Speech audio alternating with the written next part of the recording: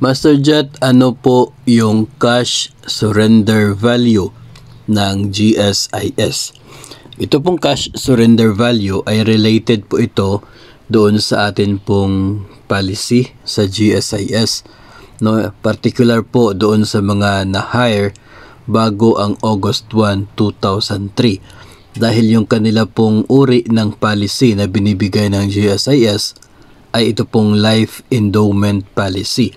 Yung policy po na mayroong maturity depende sa edad ni personnel o edad ni GSIS member nung siya ay naging miyembro ng GSIS.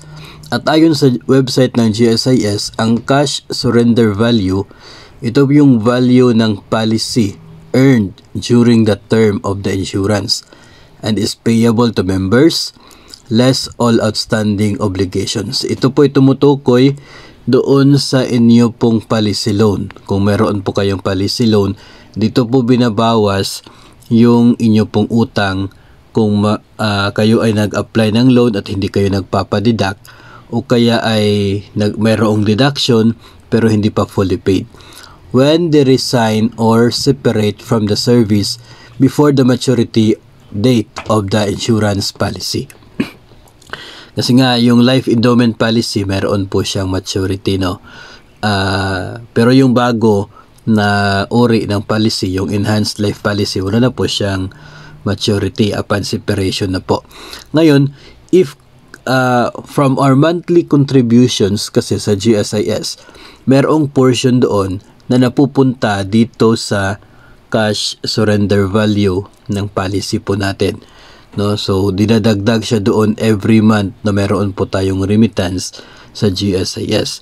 At kapag mag-separate yung member bago pa man yung maturity ng kanya pong policy, makukuha niya from the GSIS yung naipon na cash value ng kanya pong policy doon sa sinasabi natin na portion ng atin pong monthly premiums. So ganun po yung mangyayari. Even with the new policy, ay meron din po tayong parang ganito, no, dinadagdag siya doon. At kung magkano po yung naipon mo, yun din kasi yung naging basihan sa kung magkano ang pwede mong ma-avail na GSIS policy loan. No? So, siya po yung maging basis.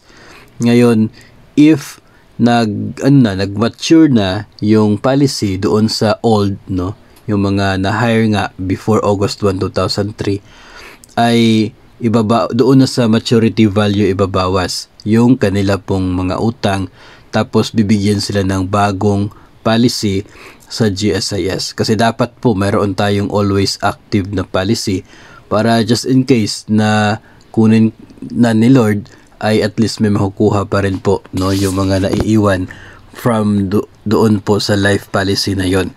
And yun nga, every now and then, every month, kapag mayroon tayong premium remittances sa GSIS, nadadagdagan itong value ng policy na pwede po natin makukuha.